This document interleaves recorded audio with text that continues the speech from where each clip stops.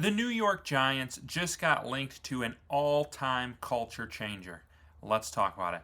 My name is Paul. This is Big Apple Sports. Tune in here every single day for the latest Giants news and analysis. If you're a fan of Giants football, take just a quick second, hit the subscribe button, hit the like button, because I'm going to be keeping you up to date on all the Giants head coaching rumors and everything like that, so you don't want to miss out. And then before I get going, comment below, who do you want as head coach? I'm going to be talking about one that they're getting linked to big time right now. And your first impression may be to, like, maybe you have an opinion on this guy. You may immediately be like, nope, not interested. But hear me out. I'm going to give you the case for him and maybe a little bit of the case against him. And let me know at the end if you are interested in him as the Giants head coach. So the guy in question is Notre Dame head coach Marcus Freeman.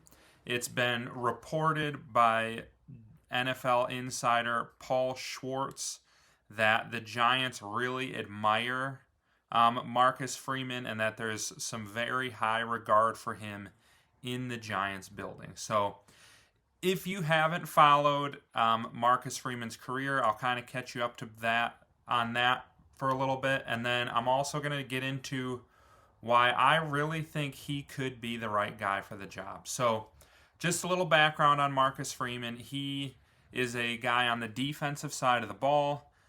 In 2017, he took over. He got his first defensive coordinator job in college at the University of Cincinnati. Just kind of pulling up his stats here. Let me get it centered for you. So his first year, this is the year before he was there, he took over a defense that was giving up 36 points per game, was ranked 8th in their conference. By the time he left, there was a little bit of progress each year, but his final season at Cincinnati, that defense gave up under 17 points per game in a conference that is very known for putting up a lot of points. Like, there are only 4 teams in this conference who gave up less than 30 points a game, and there are only 2 teams in this conference who gave under 27.9.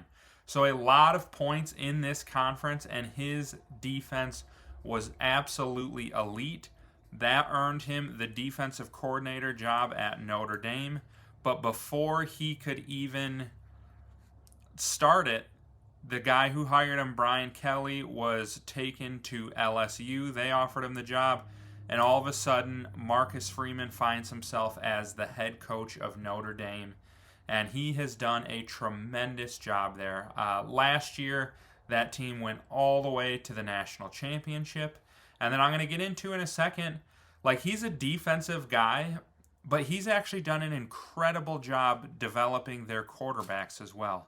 But one of my favorite things about him is, let me pull up, this is their 2022 season. Look at this start. Like, a lot of teams, you start at Ohio State, you're probably going to be 0-1. That's just the way it is. But then they lose to Marshall. And he's had a couple times where he had an ugly, ugly early season loss like that. That's not my favorite part. But your average team, you lose to Marshall early in the season, and they're like, we're done. Especially in this day and age where players can hit the portal, they can decide to redshirt a year and not waste a year on it. Like, I remember when they lost to Marshall, I'm a Michigan fan, so I actually thought it was hilarious at the time and was like, oh, this Marcus Freeman guy is in way over his head.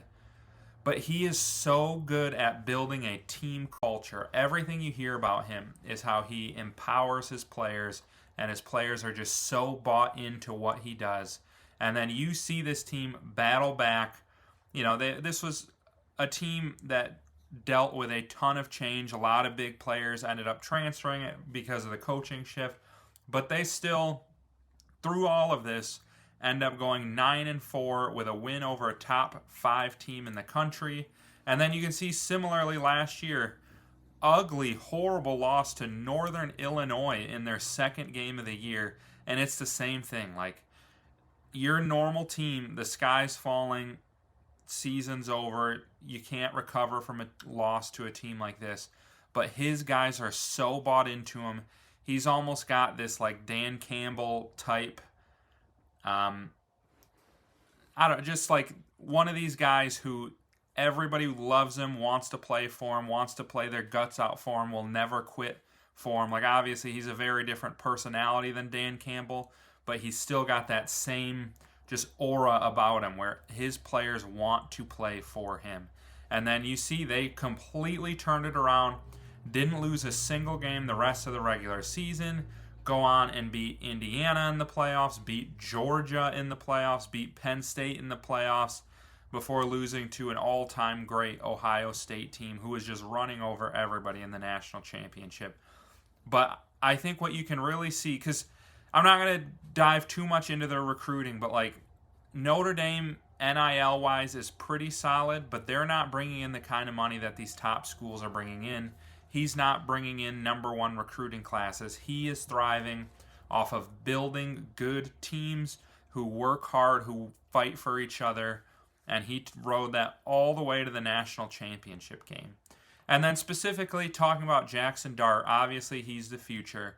I've said before on this show, I think there's some quarterbacks in the NFL who need a great offensive mind to unlock them. I don't think Dart is one of those guys. I think he's good enough to succeed with a defensive-minded head coach. But if you're one of those guys who are worried about if a defensive head coach can unlock Jackson Dart, let me show you his quarterback this year at Notre Dame. He is a redshirt freshman. He had never started before this year, and now with a few weeks left in the regular season, he is a semifinalist for the best quarterback in college football. And this is a guy, like, it's not like he was the number one overall recruit. He was a 4-star. People had high hopes for him maybe when he's a sophomore, junior, senior. But he ended up getting thrust into the job as a freshman. And look at these numbers. He's got 2,300 yards, 19 touchdowns to 4 picks. Just super efficient. And this is only in, I believe they've played, I can pull it up here for you. He's played in, I believe, 9 games so far. Yes, 9 games. So he's averaging a pretty good, that's pretty good passing yardage for only 9 games, and just incredible efficiency. And then you compare him to the number one recruit in that class that he was in, was given an offensive-minded head coach at Florida, and the guy has more touchdowns than picks, significantly less yards, a way worse QBR. So, I don't want to hear the argument that, oh, we need an offensive guy to unlock Dart as a head coach. Because this guy is taking somebody who shouldn't be good yet as a college quarterback and has him as a finalist or a semifinalist for the most prestigious quarterback award in the country. So, he's doing a great job with his quarterback, and he's just a guy who I really think players are going to buy in on and go all in for. And I think that's exactly what we need in New York. Is he my number one choice? I'm not sure. I really, I would love to see a more proven guy. It's just tough to, it's just tough because he could end up being an all-time great coach. I think he has that potential, and I think he's worth that risk.